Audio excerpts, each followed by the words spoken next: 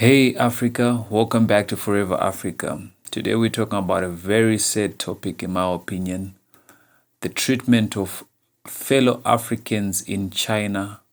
I'm sure you've seen the visuals.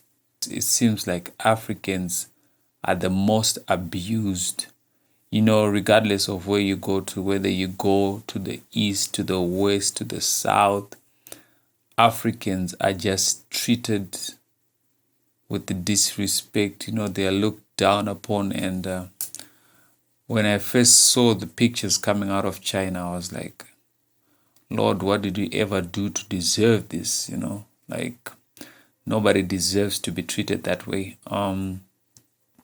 So there are images from Guangzhou, China in particular. This is where I'm seeing that most of the cases are coming from. We have incidences of Africans being chased from their apartments, for hotels. I don't know, because they suspect that they are the ones that are bringing the virus. I mean, the pandemic that's going on.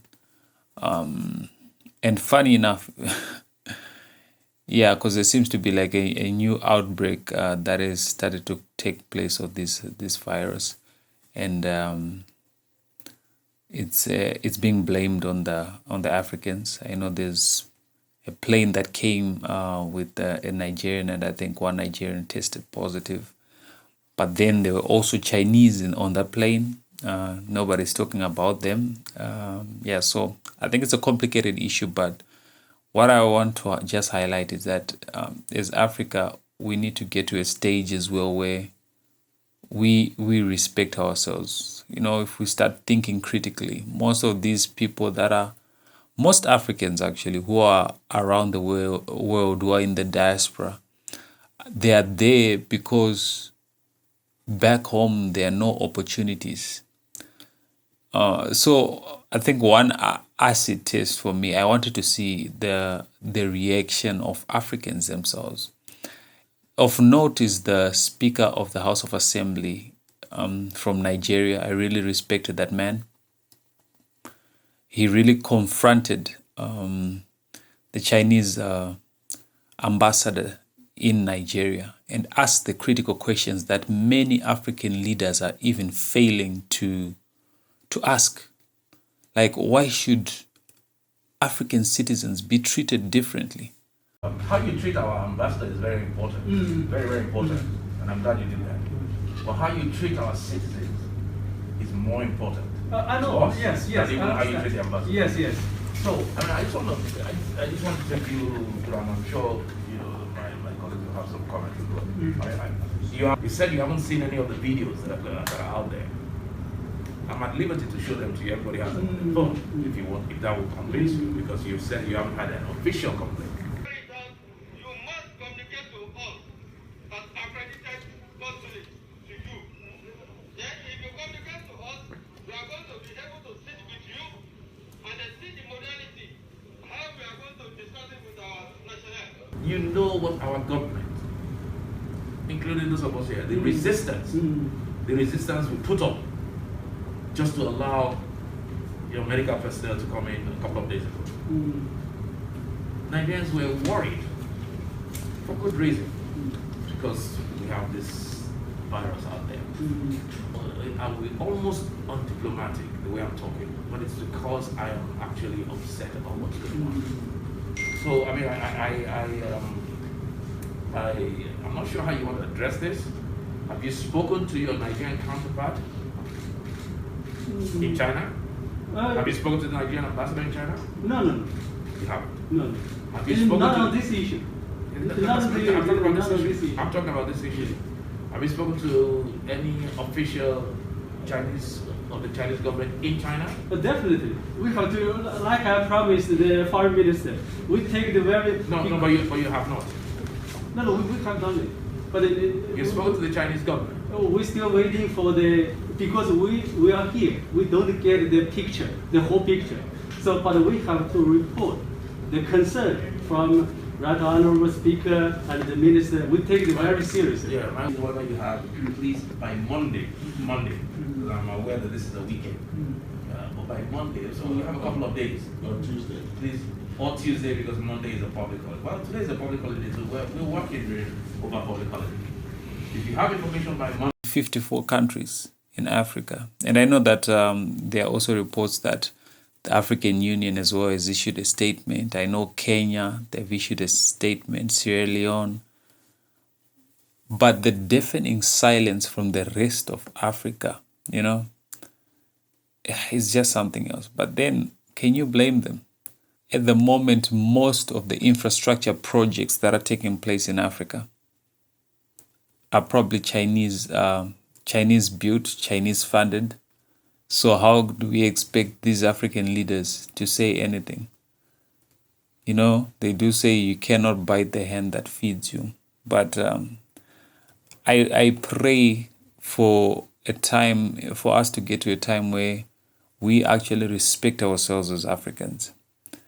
And we have leaders that have a spine, leaders that are able to confront when something is wrong, which is why I totally respect what the Speaker of the House of Assembly in Nigeria did. That is very commendable. The problem that we find in Africa is lack of unity. Many decisions that are made in Africa are for, the benefit of a few. If you look at even decisions that are made on behalf of a country, some of the deals that some of these leaders are getting into, they are more personal than for national interest. So it's difficult to get to a stage now where you expect those particular leaders to be able to confront China. And I'm sure the founding fathers of the Organization of African Unity must be turning in their graves. But then if we try to look at it in a different way, let's assume that it was a Chinese national or Chinese nationals who were being discriminated against in Africa. Do you know that story would have made global news? We need to speak with one voice. And this is another litmus test for us. How is Africa going to respond to China in light of this racial abuse? Now, I know the Chinese have issued a statement. Obviously, they're trying to use propaganda and saying that nothing of that sort is happening. But there are visuals. The evidence is so clear. It's all over the internet. And there's one video, I'll play the video for you right now, where you can see clearly the Chinese police escorting Africans away from their hotel, their place of residence. We are too many. We are too many. We are too many. We are too many. They keep pursuing us. They keep pursuing us. These people view Africans. In one post, somebody actually said blacks are the most inferior race.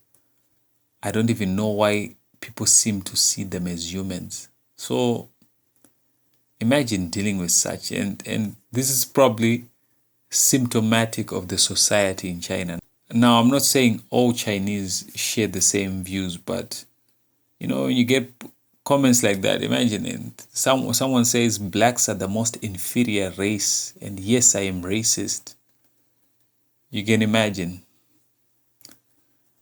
I think, this needs to be called out by any rational person. If you're going to, this is human rights abuses.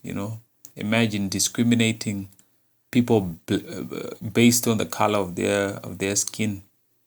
It's so heartbreaking, but we need to do more. Africa, let's fix ourselves. I think we only have ourselves. Let's fix our countries. We have all the resources. We can even start trading amongst each other. Let's start there, but let's unite Africa. Let's unite, there's no place for us anywhere else. It seems if you're an African, any other place in Africa, even in Africa, You know, we've had incidences of the Chinese coming to Africa and exploiting workers, you know, beating workers, abusing workers. And most of the times, my biggest, how can I say, my biggest pain is that most of the times this happens under the noses of the people we call our leaders. The leaders, black leaders, the presidents of most of these African nations, they turn a blind eye to these abuses. So, Africa, we are not led. We suffer from lack of leadership on the continent. And I think it's high time we just said it like it is. Most of these leaders that are on the African continent are letting down the continent. Some, they never even issued a statement. They are just quiet. Why? Because most of the infrastructure projects in their country are being built by the Chinese. You know, that is what's going on. I don't know how you are probably reacting to this. Do you think it's how do you think Africa can move forward in light of all this abuse that's taking place? And this is not the first case. You know, there are many cases that are happening all across the world, you know, where Africans are abused, you know, racially abused, you know, amongst other things.